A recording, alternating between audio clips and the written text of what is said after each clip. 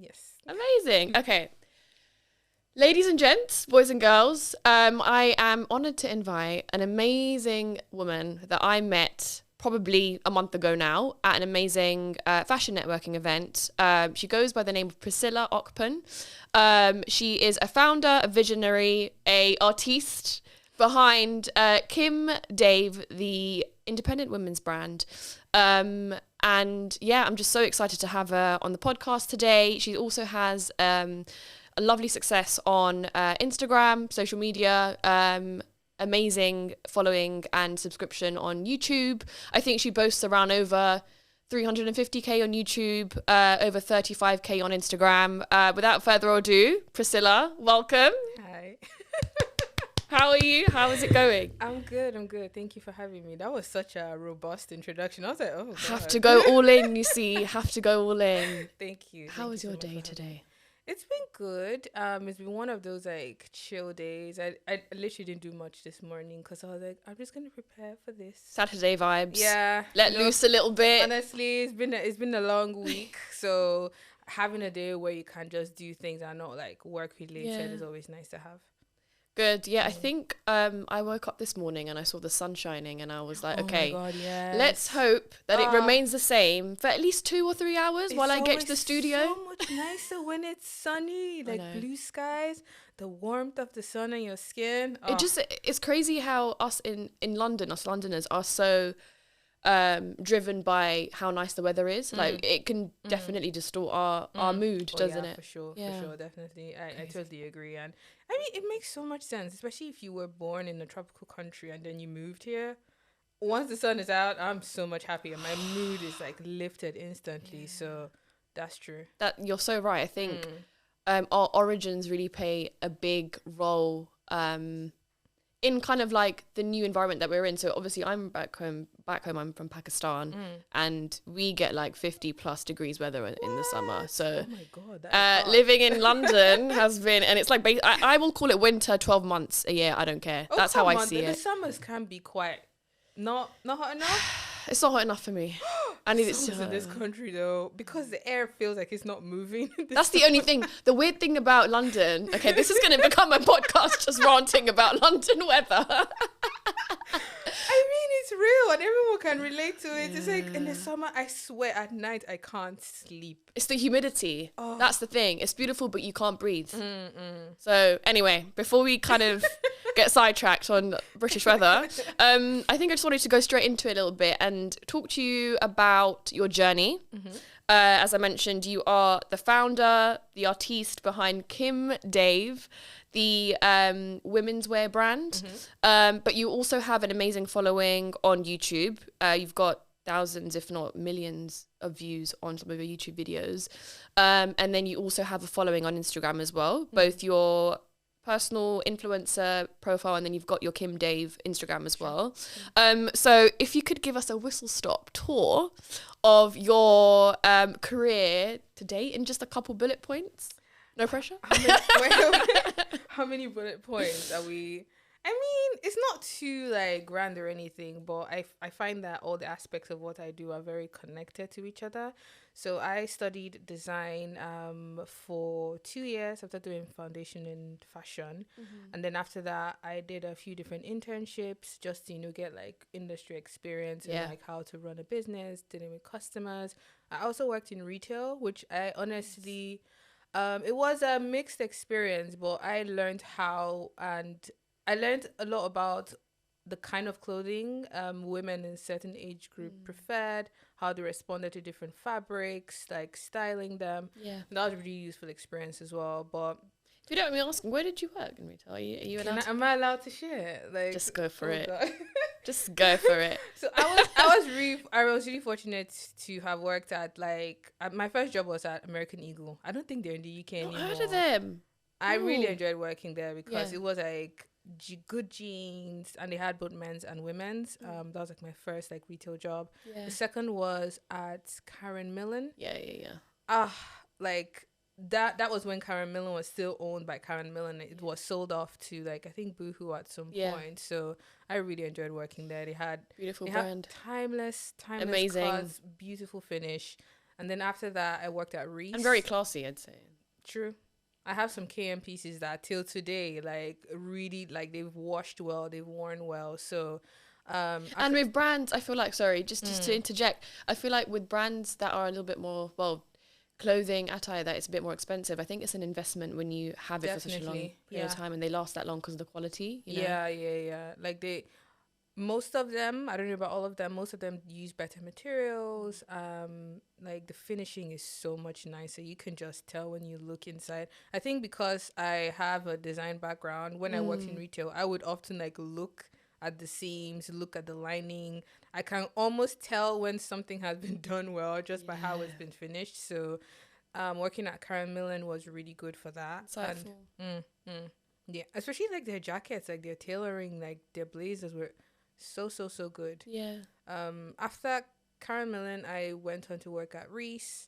Yes, another premium brand. Oh my god! Like I really enjoyed working there because I had an amazing like team of co-workers. My manager was so important in a work environment. They say, well, it's obviously quite true.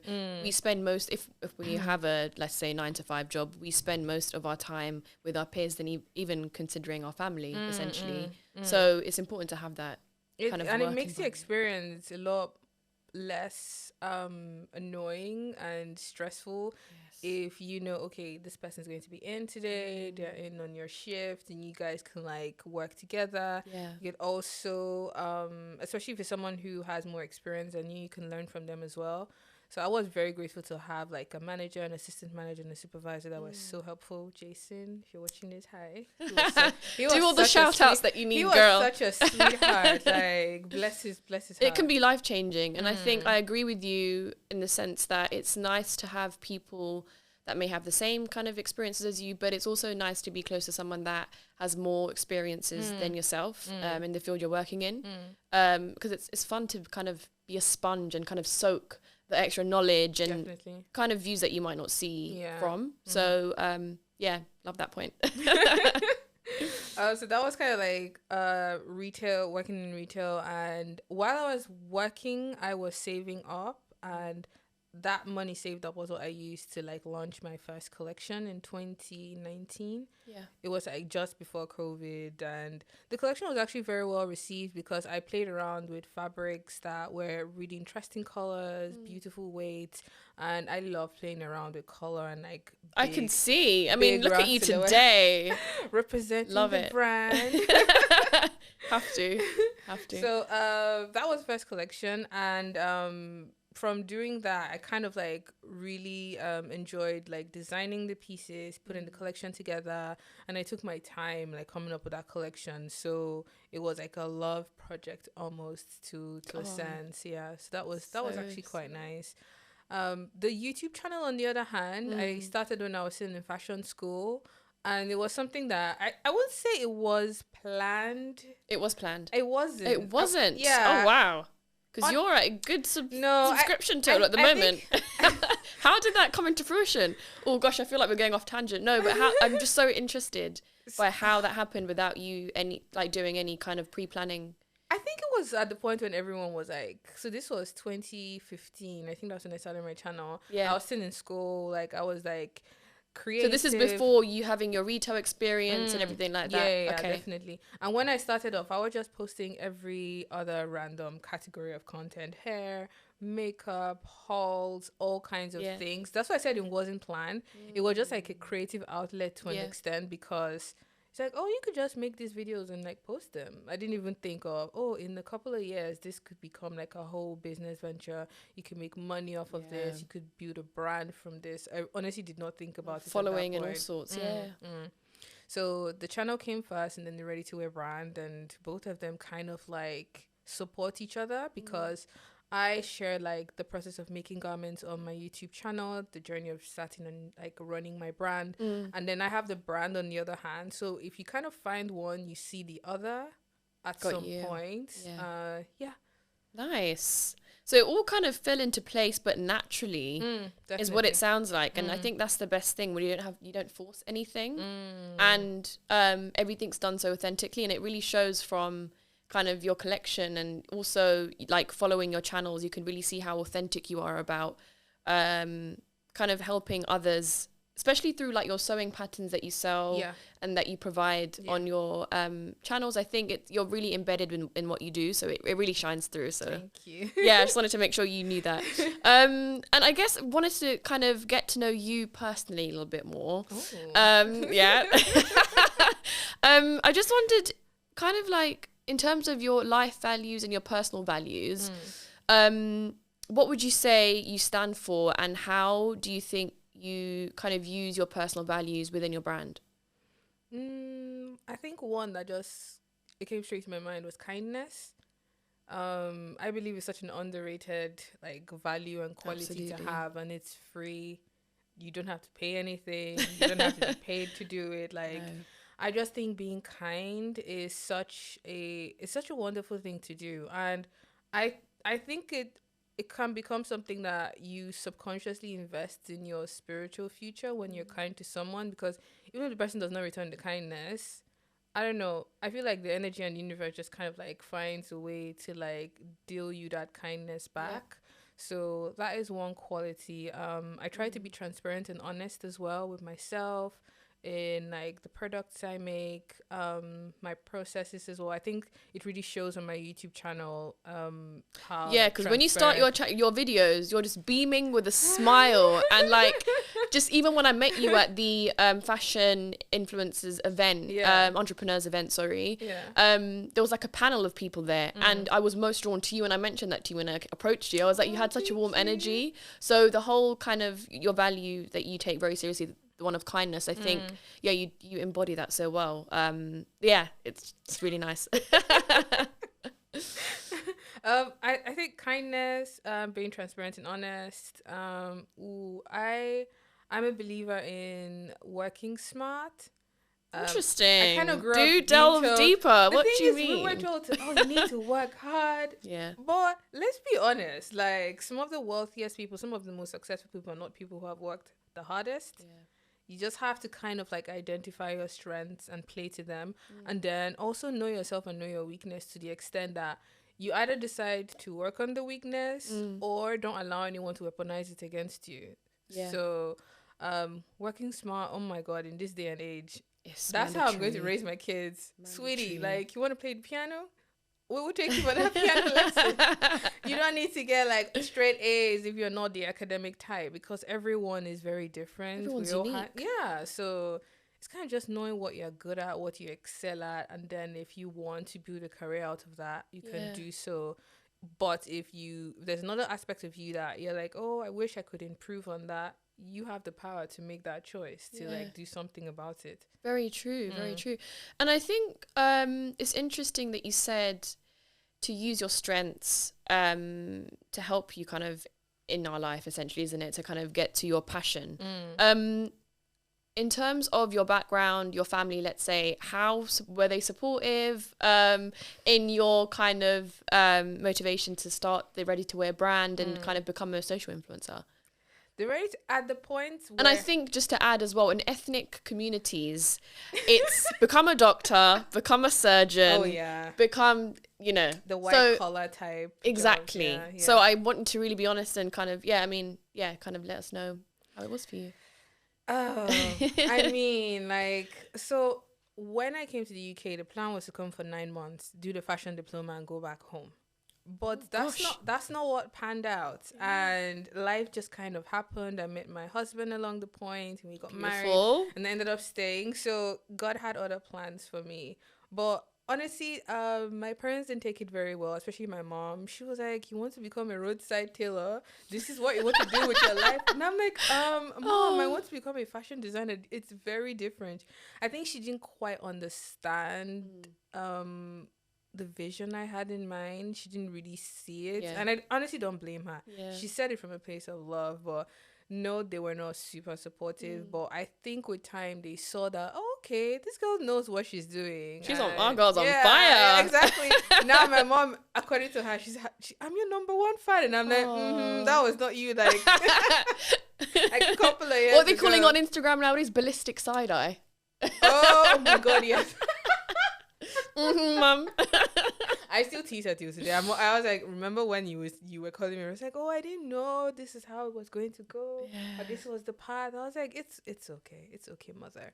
Well, I think I am still grateful for the fact that they paid my tuition through fashion school. Aww. If you convert that to naira, like pounds to naira, the exchange rate is really, really steep. So they were willing to take that risk on me.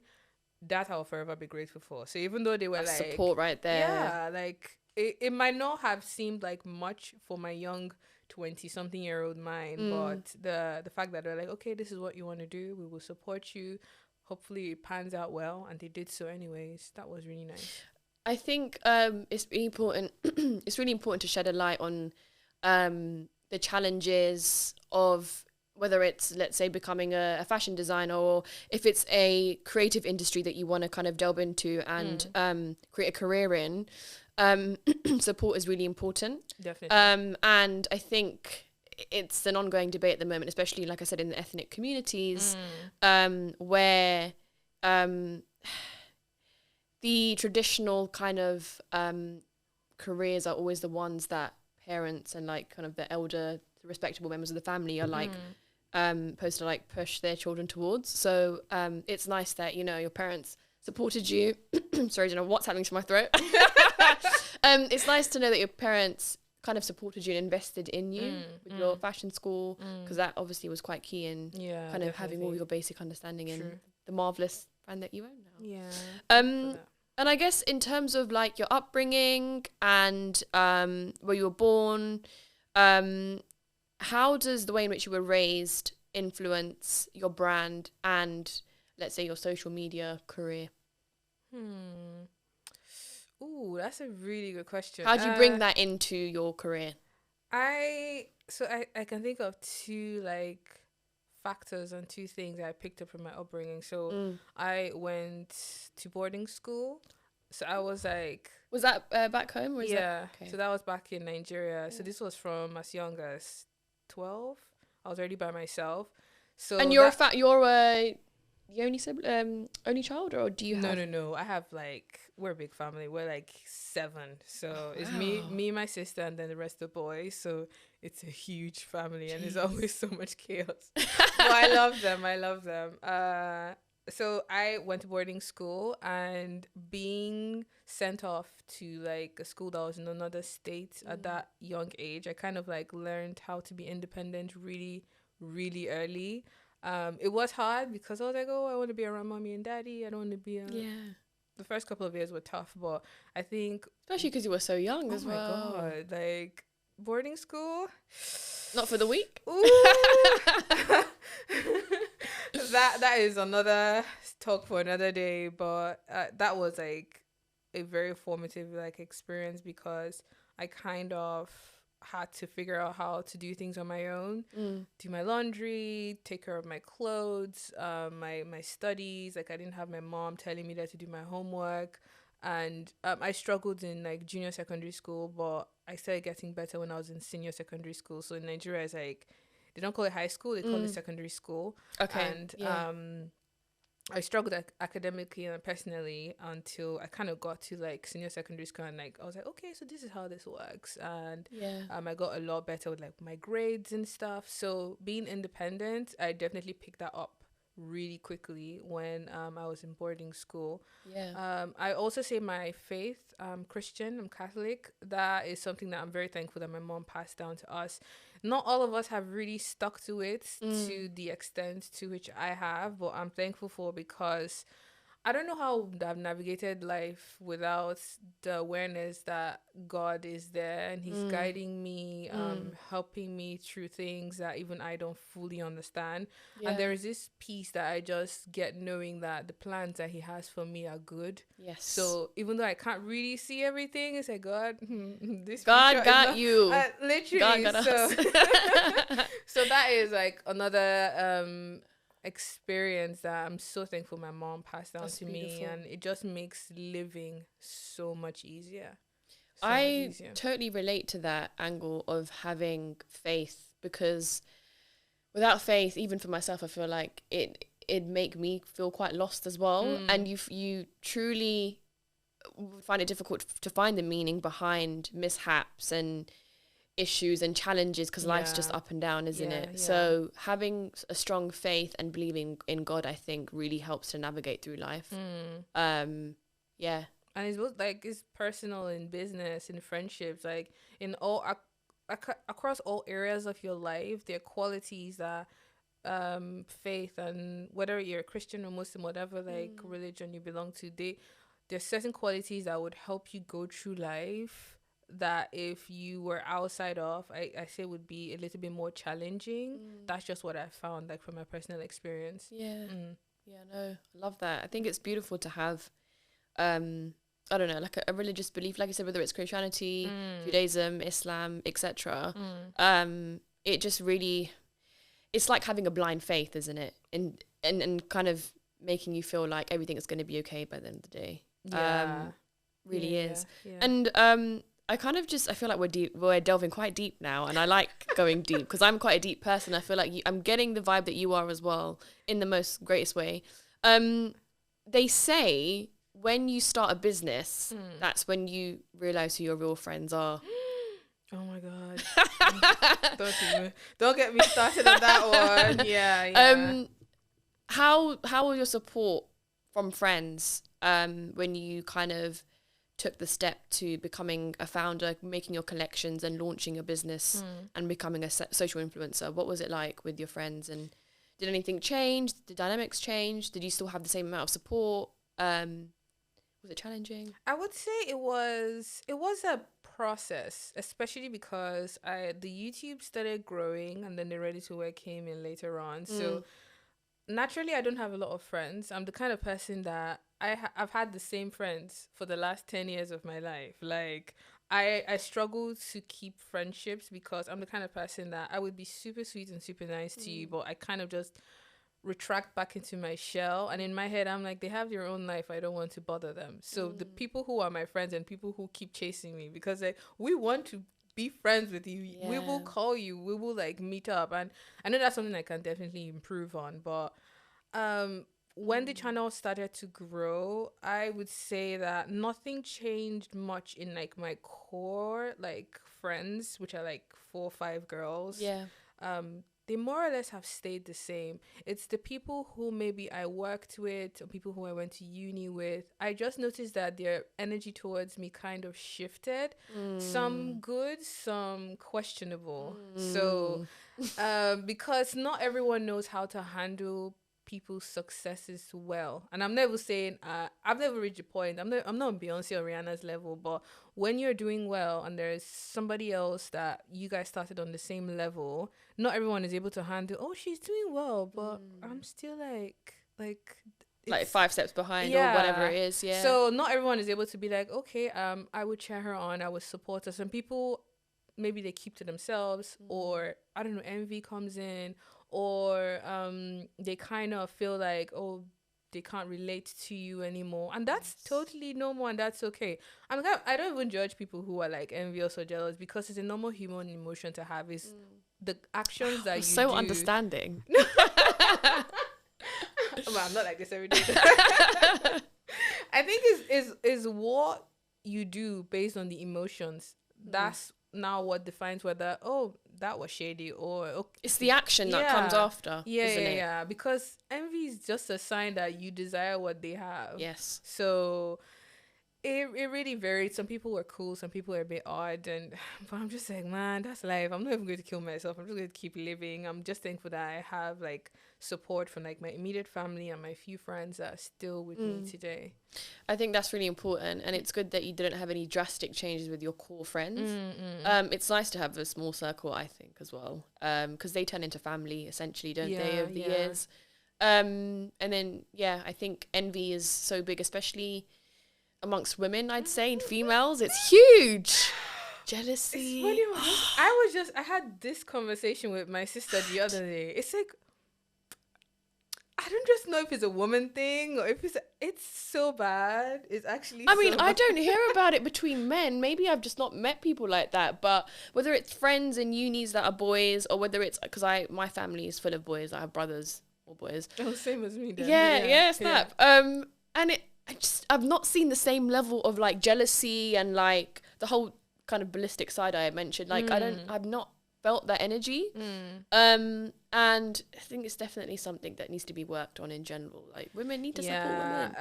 It's also like down to like an individual level, how people were raised. That's a big one. The kind of personalities they have.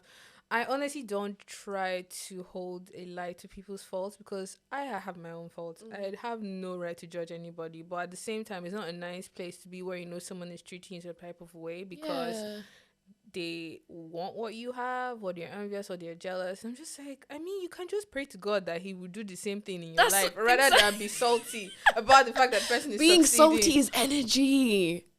And then I'm like, what have I done wrong? I'm just here winning. It's like, why be salty, sis? It's like, if you want me to, and I'm usually really open. I'm the kind of person that if I'm doing well at something, you come at me, you're like, babe, I want to make a YouTube video. Like, tell me, how does it work? I would tell you everything. I don't hold back. So I just wish you could all get along, but that would be a dream, wouldn't it? Yeah, it would. Yeah, it would. There's just some individuals, unfortunately, that just, they don't know. But like you said, kindness is free, so people should use it more. I guess talking a bit more about your brand then, coming back to Kim Dave, what would you say your brand values are, and kind of what would you say your unique selling point is? What is it that your brand brings that, let's say, others don't in the fashion industry at the moment? In terms of values, I would say I try to create really small collections with intentional messaging behind them. I try to keep everything under like 8-9 looks. One is less money I'm spending. 2, I end up with less stock at the end of the year or at the end of the season because I'm not producing as many pieces.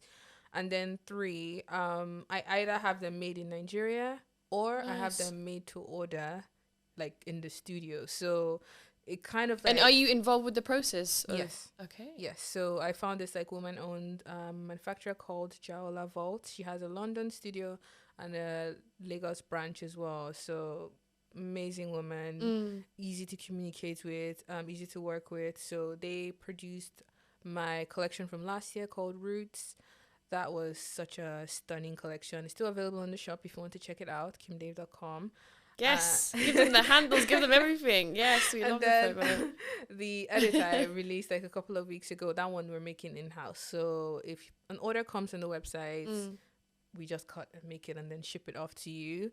And you're available like to deliver globally, is it? Yes. Nice. Yes, we ship worldwide.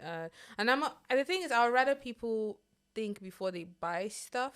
So I honestly don't mind the fact that my pieces are a bit more expensive because you don't just buy it on a whim. You think, you buy it, you wear it and love it for a long time because a lot of attention was put into making the garment. So that is like one set of values. The other one is Nigeria is popular for jollof rice, Afrobeat, and oh, it's beautiful. Jollof rice and chicken, guys. If you've not had it, try. It's just stunning. I've not found one person that does not like jollof rice. But see, that's what Nigeria is known for, like food, music, art, but quite culturally diverse. Yeah, culturally diverse as well. So I am from the south. My tribe is called Yoruba. It's not quite popular. So one of my missions with my brand is to inform people about the Yoruba tribe, our names, our culture, our heritage, different nuances about the tribe that I try to share in the collection. So we've developed a custom print, which is actually one of the pieces I have on here. So this is beautiful. A kola nut. This we usually give to guests when they come, maybe at weddings, funerals, anniversary, baby naming ceremony, whatever it is. Yeah. So it's served on a plate and then it's supported with cash. And then the oldest person in the room prays over it and everyone eats it together. Okay. So that's kind of like, I'm kind of just wearing that story right now. That so is anyone amazing. who asks, oh, what are you wearing? Are those cherries? And I'm like, actually, no, they're kola nuts. And they go on to how'd you say it? Kola nuts. Kola nuts. Yeah. That's so impressive. It's so nice that you're infusing like your heritage into your brand. And you literally are wearing it on your sleeves. Yeah, that's quite inspiring. And that is quite unique, actually, because I've not come across a brand myself that kind of does that very vibrantly as you do. So thank you. Yeah, it's stunning. that kind of brings me on to a little bit about who you look up to, and if there's any kind of, whether it's brands or founders that you would say have inspired you on your journey, and kind of like motivated you. There are two. They're both Nigerian women. One is Andrea Iyama. She has a ready-to-wear brand as well. Oh gosh, her pieces are just to die for. I hope I can afford one at some point in my life, but they're just so effortless, so gorgeous, tropical, elegant, chic. Love the brand. I kind of like it. That's it's not like I want to copy them, but I just got a brand and you're just like, that's where I want to get to. Yeah. So that brand for sure, and that founder. And then I'm a huge fan of Kai Collective, founded by Fisayo, I think Longe. I think that's how you pronounce her name. Yeah. She's Nigerian as well, but she's based in the UK. Right. Her pieces are quite, how would I describe them? Colorful, sexy, but in a grown way. Yeah. And she does like dresses. By grown way, you mean in a classy way? Because you can go wrong with that. In a classy way, sexy in a classy way. I take that back. Yeah, that you're right. So, really colorful, very vibrant, like designs. And they sell so well. Like their clientele, your fan base, like it's like you have a Kai dress and you might walk past someone on the street and the compliments are always like nonstop. So that brand I love, and I am a huge fan of the founder. Is it mainly kind of, so I was going to say actually, is it the aesthetics more so that you're like just obsessed with, or? I think it's the overall, I don't know, I would say the overall culture of the brand. So the aesthetic, the way they make you feel when you wear the clothes, the way the founder, like, you can tell she loves her brand and she enjoys and she pours her soul into like the collections that they make and how they are styled, of the model, the shoes. You should check them out on Instagram, Kai Collective. Like you just, I need you to go in give there them like, a oh my follow God. because you're selling it to me right now. It's like, what is this world? And you're like, you just feel like you belong. That's the best way to describe their community, which is something that I hope to build with my own like audience, my own customer. Because when you have that community, look at how I'm selling the brand to you. Yes, like, and I'm just like just right here, like, oh my God. Yeah, so that's something I'm hoping to like continue to build for myself and for my brand in the future as well. I think inclusivity is really key in making people feel heard or just included generally.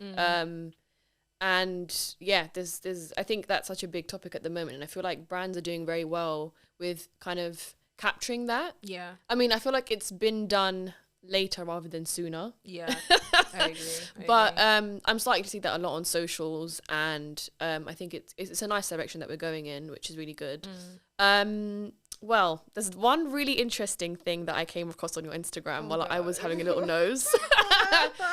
You created your own wedding dress. Yes. Talk to us about this. I've never heard of anyone like creating their own wedding dress. Obviously, there's other stresses when you're planning a wedding and like, what made you, basically? I mean, so it wasn't, initially I was like, I'm just going to buy like a nice dress. But the dresses I liked, I didn't have the budget for. And I was like, I want... So pricey now. Yeah, oh my gosh. Better off going home and getting one. Anyway.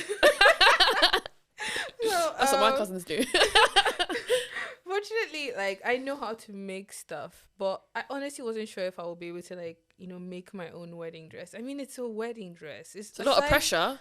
That's for sure. That's the thing. It's not just making the gown. It's the pressure that now comes with it. Has to look really good because people are going to look at the dress and you're going to take pictures in that dress that would be there for years after the wedding. So I felt a lot of pressure to make that dress, but I kind of just put a lot of elements that I personally like enjoy and love. So like puffy sleeves and like lace and the mermaid silhouette. I just like mixed everything together and came up with that design. And as I was making the dress, I was making changes to the design as well. So it just felt like I was going on a journey with this dress.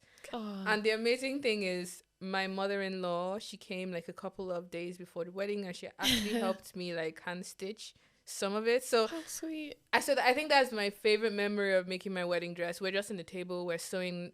It has like a lace along the neckline and along the hemline, and we were just like stitching that together. And I think there's a video like I just filmed on my phone. Oh, it was just so priceless. So yeah, I made my wedding dress. I can't believe it. Honestly, when I saw that, I was just in shock because it's just so much pressure. But I guess it must be such a valuable piece of your life now because, like you said, it reminds you of when your mother-in-law was helping you to stitch it, and it's just quite symbolic, I guess, isn't it? Very of love and like your new relationships that you've built, like family and time, and sacred. Yeah. Would you ever stick it onto a portrait and have a little showing of it in the house? I don't know. The thing, some people do that. Really? Oh, wait, what? A picture of the dress? Yeah, they literally will stamp the dress onto a nice portrait and just chuck it onto their wall. Like, yeah, I've seen loads of people that do stuff like that. Okay, that's interesting. I haven't heard of that. But I think what I was thinking about the other day is like auctioning it off for charity. But I think maybe at like my 5-year wedding anniversary. Let your kids see it. Yeah, and then I think because it doesn't fit me anymore, which is like, oh, I'm not gonna wear it again. But there's like sentimental attachment to it. So yeah, we'll see. Okay. I had to touch up on that because, like I said, I was so surprised.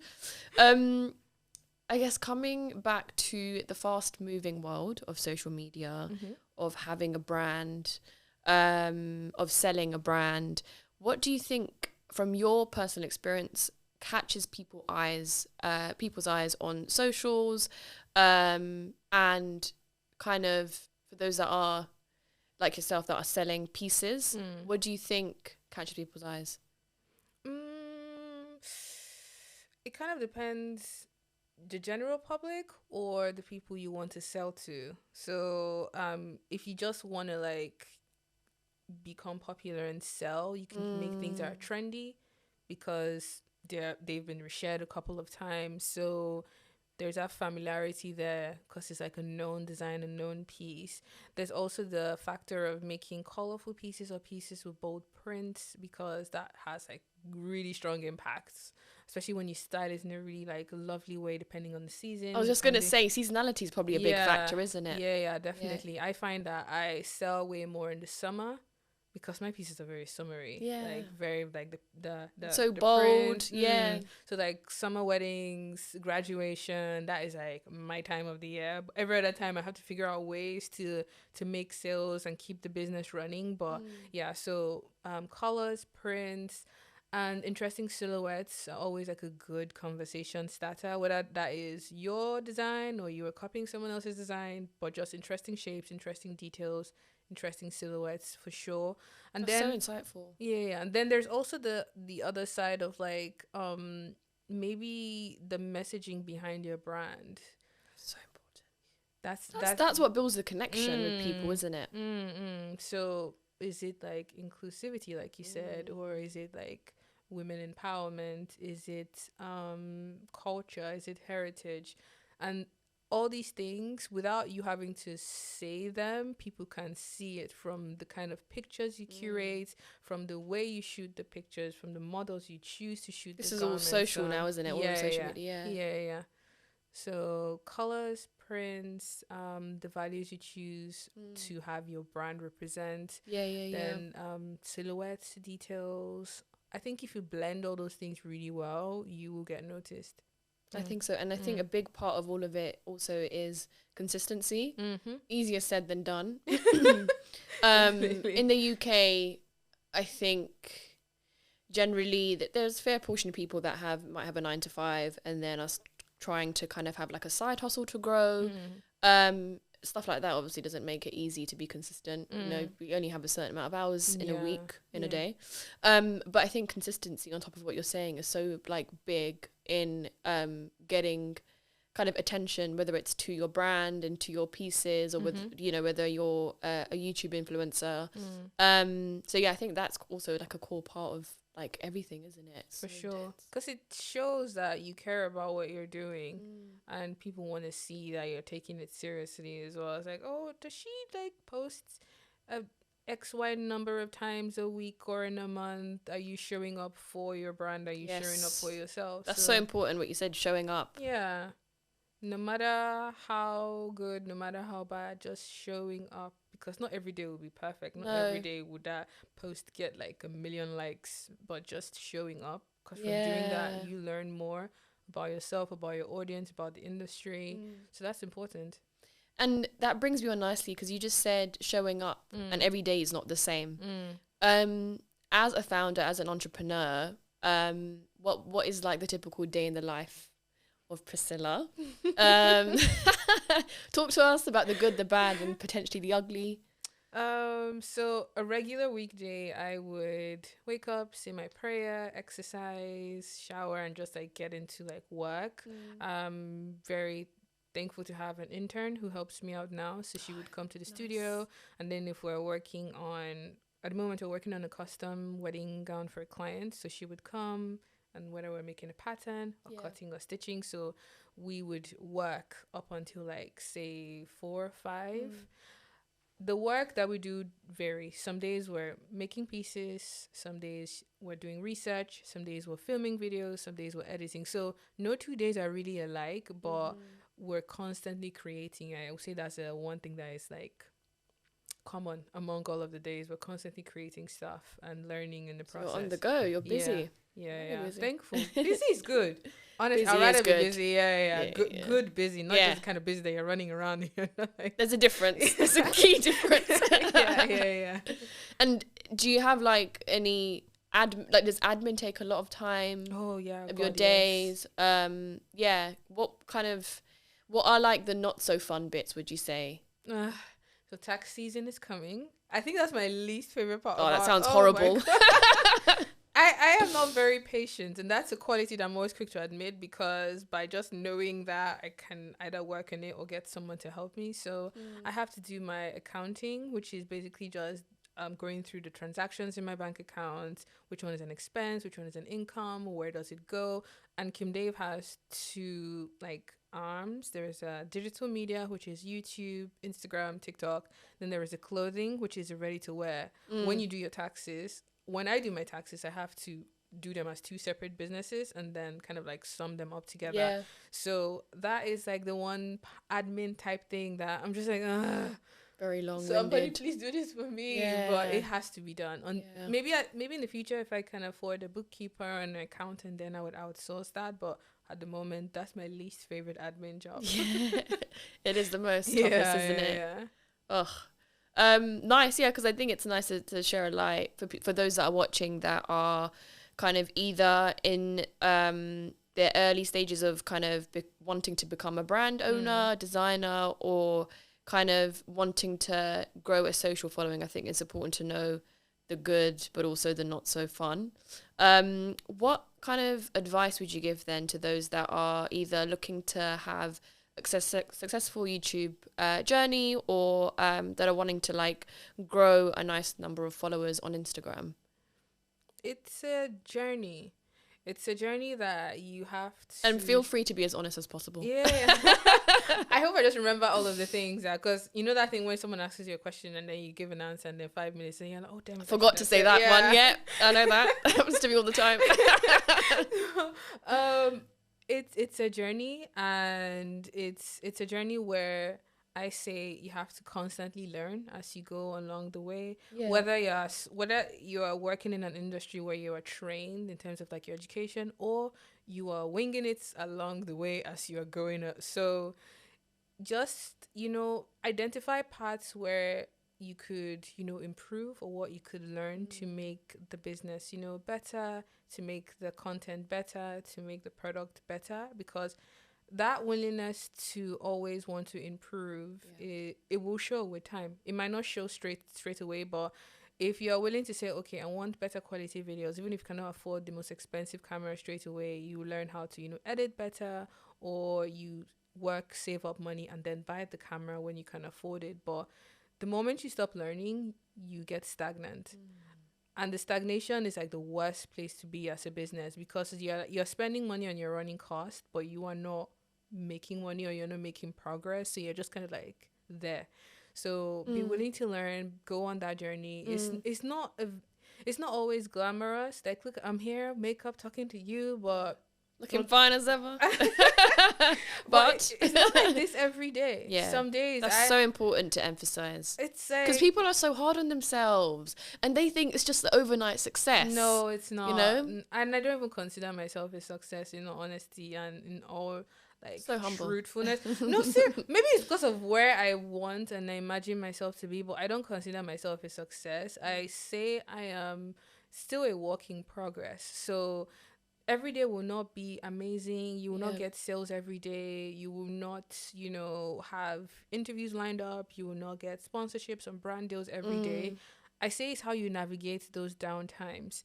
The example I like to give is life comes in seasons. There will be seasons where everything will click, everything will go well. But I guarantee you, there will be seasons. Whether you're a good person, whether you're a bad person, you will have those seasons where things don't just work, no matter how much you're putting in.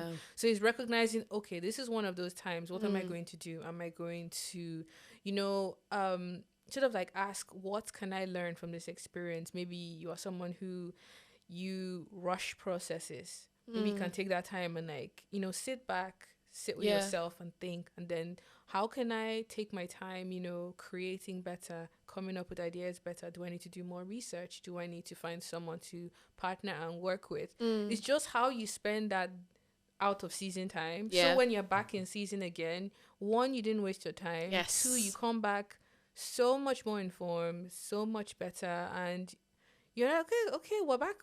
Okay, the TV's on now. What are we doing? Yeah. So life comes in seasons, and that's okay. Just accept it. Don't be hard on yourself.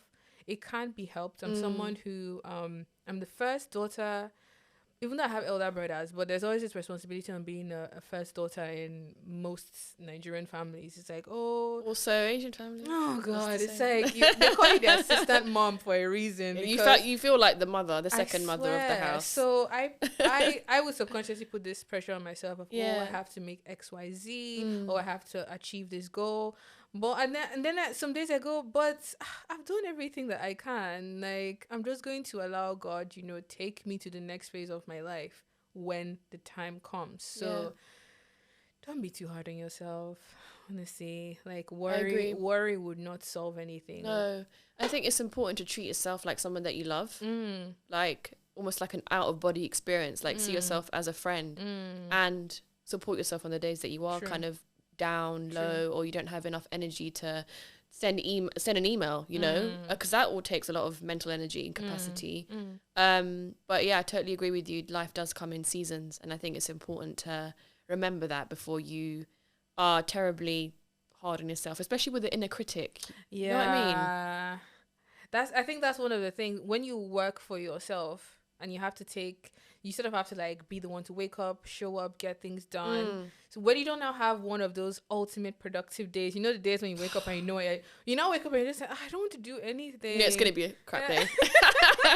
Don't think I'm allowed to swear on here, but yeah. I don't want to do anything. I just want to be in bed, or I just want to eat, or I just want to do all of the things that you shouldn't be doing. But when I have those days, it's usually as a result of something that has happened the week or the day before. So maybe I've not been sleeping well. I've not been eating well. I was going to say diet, sleep. Oh my God, sleep is so underrated. Hormones, if you're a woman. It's true. We can't control them. Exactly. So that hormones out of your control. When you have those days, it's kind of like, okay. Weather, sorry. London. Oh my God, like moody, rainy days, and you're just like, I don't want to go anywhere. All of these factors, you're so right. They can affect your confidence when you wake up in the morning. True. But one thing that stays in my mind is that meme/video of Rihanna. Even on your bad days, you get up and you act confident. Oh, yeah. I think she said, fake it until you make it. Yes. I remember the one. That is the one. Yeah, and I feel like when I have like a bad day or a day where I don't have enough energy, I remember that. And when you do act confident, even if you don't feel it, your body kind of follows through. You can change that. You can adapt that. But you're right. It's important not to be too harsh on yourself because that can really kind of elongate the amount of days you might continue to feel down. Do you know what I mean? True. But But yeah, I think mental health and kind of stuff like this is so important to shed a light on, especially on those that are on the rise to, you know, creating a new career, whether it's in fashion, whether it's in socials. Yeah, it's really important. Yeah, so I guess I just wanted to kind of continue and kind of get your say on what you think success means to you. Success is a big word. Very big word. Yes, but Priscilla, what does success mean to you in your mind, in your soul, in your perspective in life? The definition changes every few years, but right now, I think I'm at a point where if the talent that I have impacts someone in a way that would last longer than like when I'm alive or when I'm here, that's what I consider success. For example, if someone learns to make a shirt, develops that shirt into a product for their business, that is what I call success, because that level of impact is something that cannot be bought. It's something that is actually making an impact in that person's life. So in as much as money, fame, followers are the usual standards that we would use, I am one that I believe so much in impact, because that is so invaluable. That's someone's life you're changing, whether it's the way the shirt made them feel when they wore it, or the way 100%. You make them feel when they watched your videos. That's what I call success. So maybe in 5 years the definition would change, but right now that is what I would consider like success in terms of like what I do, like my brand and like my content. Yeah, that's so powerful. I think when you, like you said, when you make someone feel heard or felt or just felt like making someone feel important. I think that's such a powerful way that a brand can really inspire people, you know, around the world. So yeah, that's a sweet one, actually. That's a sweet definition. Because I feel like nowadays, in our day and age, it's all money, followers. Because I mean, I'm not saying if people kind of do measure success against, I'm not saying it's a bad thing, but I think it's nice to have that humble side and consider your influence on people outside of kind of monetary gain as success. Because I think money follows naturally when you impact someone's life. It's a natural order of thing. If you make someone feel seen, heard by by them using a product of yours, or by them watching a video of yours, that level of impact is something that they will be the ones telling other people about what you do. So word of mouth is so strong. Yeah. The power of word of mouth is so strong. So money would follow naturally. Yeah, I agree. That's what I believe. I think that's why I don't like to use money as the only yardstick for like measuring success or followers or likes. Or I will get caught up some days in the worry of like, oh, maybe I should be making more. Maybe I should have more followers. But that's natural though, isn't it? Yeah, but I'm like, wait, hold on. This money that you're killing yourself on top of can just disappear tomorrow. Exactly. Or Instagram can just vanish. It could just poof or be gone. Like you just don't know, do you? And I feel like during COVID, I guess we found that there's stuff like relying on social media became a big thing, right? There's loads of people that kind of started using socials as a career because there was like little to no jobs in certain industries. So things like that can also disappear. So I think it's important to have an influence that is outside of monetary gain as well. And that's a really good way to measure success, I think, to be fair. Where do you see yourself, I guess, in 5 years' time? This is the cheesiest question, but I'm actually really intrigued to know if you have any goals lined up or where you see yourself maybe as an influencer and as a brand or together as a lump sum. Where do you see yourself in the next 5 years? I hope I'm still creating. I pray I'm still creating. I don't know if that will change next year or the year after, but I enjoy creating. It makes me feel so good, and just knowing that I'm kind of using the talent that God has blessed me with in a way that it actually helps someone, uplifts someone, or inspires someone. I hope I'm still creating like YouTube videos, Instagram posts, just like creating in general. I also pray I get to the point where I'm able to, I don't want to say teach, but like somewhat of a fashion school. I wanted to add to this because I saw a recent post of yours through my stalking that you did a collaboration with Skillshare. Yes. So is that a bit of a start to like the whole teaching? I don't know. Maybe. I'm goal? open to it though. I think I don't know if I would start like maybe online first or like have like a brick and mortar space. I don't know, but I've had people tell this to me that they would love that because according to them, I know how to like share the process in a way that a lot of people understand, like very detailed, very down to earth. When I make mistakes, I'm always quick to say, oh, this is not how it's done. You should do it this way. Yeah. So if that's something that happens in the future, I'm totally down for it. I think it will be a natural progression for what I do at the moment. I hope I'm still creating collections as well, women's wear. The brand would have grown to the point where, you know, we have a community of women around the world, US, UK, Africa, Asia. Yes. All places, like wearing Kim Dave and like feeling absolutely beautiful in them. Yeah. Oh, I love it. I love it. It's just your energy is so humble and just you really sound embedded within your brand. You know, it's not just getting the sales sorted or whatever. It's like building that an essence of community and making people feel a certain way. Yeah. And I think those that kind of carry themselves in that way, they really do kind of see success because they are not just in it for the, as we mentioned, the monetary gains. It's like making people feel something. So I think connection is the biggest reward of it all, isn't it? Yeah. I definitely agree on that one. Amazing. Well, as we round up to the close of this beautiful interview with the Founders Collective, I wanted to kind of finish up with a quick fire round of questions. Ooh. These are very random questions. Okay. And just say whatever you think, essentially. It's only a couple questions. Okay. So, let's kick off. What is the weirdest app on your phone? Oh, God. I have a strange one. So mine is the piano app. And it's called Magic Piano. So random. I've always wanted to play the piano. I've never had a chance. So do you like practice? So like sometimes when I'm bored, I'm like, let me not go through Instagram and scroll through. Let me just go on Magic Piano. Yeah. What's your strange one? I feel like I need to look on my phone. I honestly don't even know. I can't think of anything off the top of my head because I'm just like. So I sound like the weirdo now.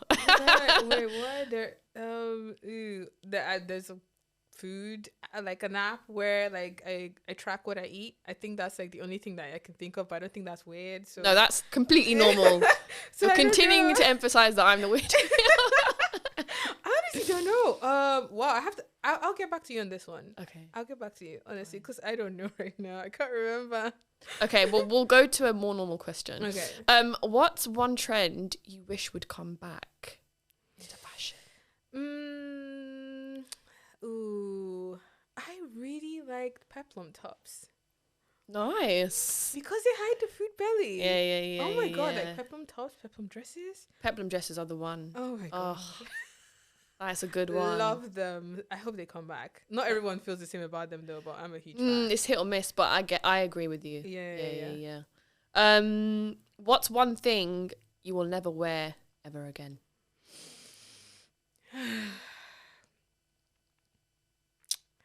Well, whether it's a design, whether it's style, something that you almost despise. That's a harsh word. I want to say see-through clothing, but I honestly feel like I would be able to get away with those wearing nude underwear. But anything see-through. Do you find it trashy, or is it just because you were like, no? I just feel uncomfortable knowing my nipples.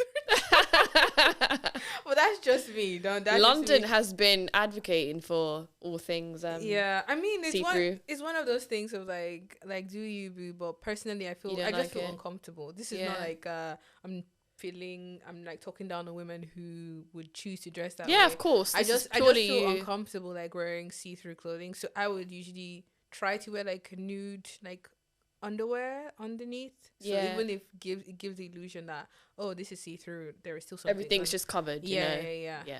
Okay, I get you. I feel like I need to mention one that I absolutely hate. Which one? I'm sorry, camo. I can't do camo. Come on, camo is can't nice. do it. Can't camo do it. cargo pants Nah. with a nice top. Oh my God, why? I'm not. I just don't. find it cool? I don't know. Come on, it's cool. I feel like, again, completely respecting anyone else that's obsessed with camo and has a complete camo wardrobe. Oh my god. It's a no from me. Is it the color? Is it the print? What is it that just I don't want to offend people, Priscilla. Oh. We don't want enemies. No. We don't need no negative energy. But it's just not a bit of me. I feel like it's a little bit, it's just intense. I feel like, I don't think it suits me.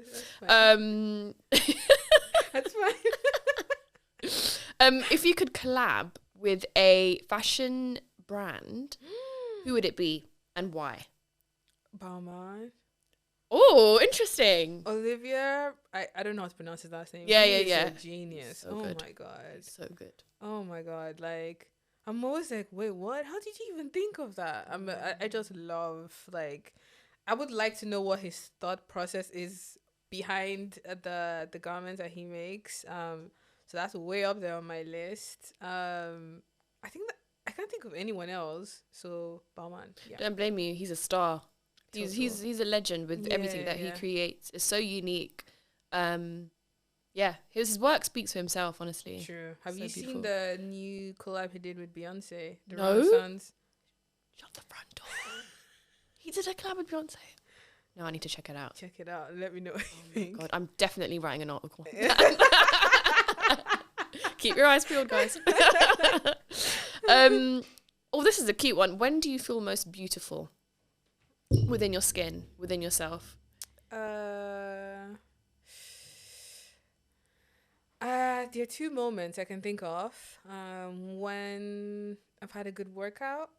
I enjoy working out in the morning. Yeah, after a good workout. Good sweat. Oh god, it feels so And good. you know when you get those muscle pains? Oh god, yeah. And you're like, it actually did something. Like these weights actually did something, you know? I didn't just waste the glute pump, minutes. all of that. The leg pump. I usually feel like really strong after like a good workout. The second time is when I'm having really good food. I am a foodie, so if I've never heard of that one. I love. So you feel food. beautiful when you eat good food. Oh my god, I was like, I'm the type of person that do a dance when I'm eating. I have that, and I always get cussed about it. But so you're also like someone that does the foodie dance. Oh yeah. Okay.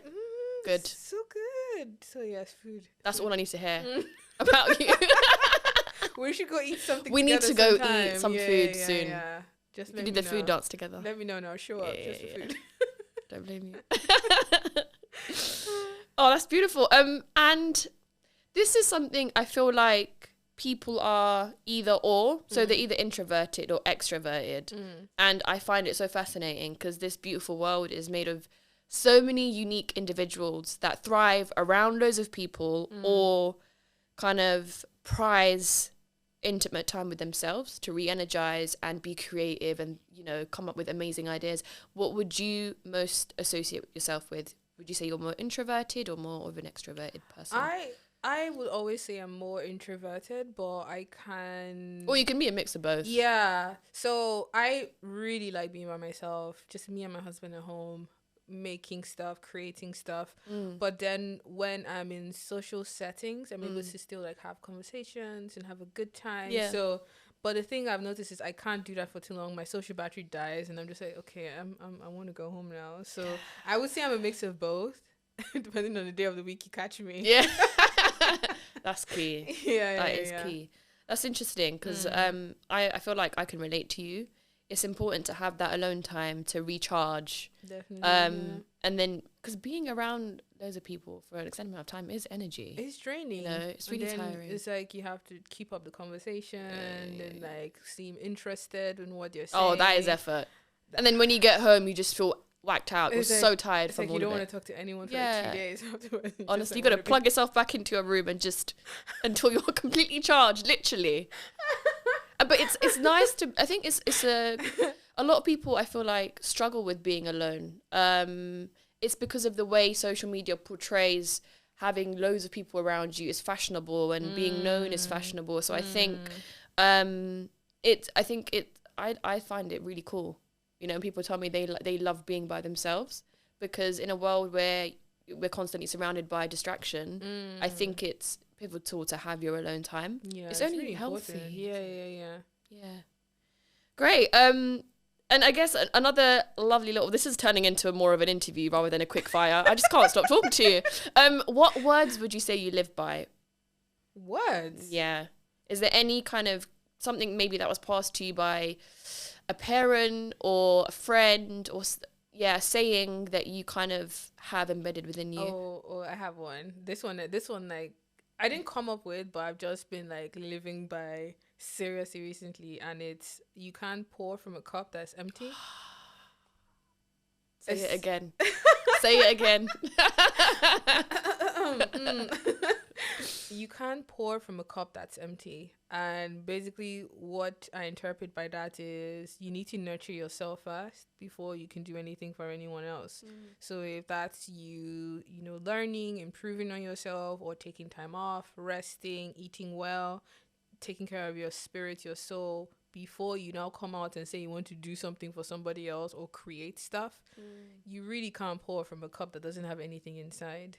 So that's like my favorite saying at the moment. That is so important. It's all about self-care, isn't it? And prioritizing yourself. That kind of falls into it a lot. Yeah, it's not selfish. No. It's not selfish to People say no feel if you're it tired. is, though. That's the thing. No, please. And it makes no sense. The thing is, God forbid we don't wake up tomorrow. The world will move on. Yeah. They'll find someone else to take that job that you want. I was just about to say the example of if you, God forbid, something happened to you, they'll put up an advert for your position at work within 3 hours. She was a nice girl, but that's it. Oh, next.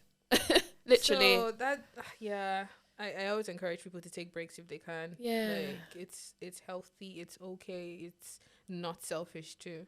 Yeah, and I think when you are someone that, whether you work in a standalone team, whether you're a founder, I think it's important, and it's hard to kind of carve out time for yourself, because you associate yourself with your brand most of the time. It's hard to just like turn off from work. Especially if you're a creative person as well, it's hard. Oh my God, yeah. It's like, you should see my notes on my iPhone. Every day, 4 a.m. in the morning, what? 10 p.m. I will just have random. Oh my God. And so would you just like write it down so you don't forget? Yeah. Okay, got it. Because I'm constantly bubbling with ideas. It's just the world of our creative industries, isn't it?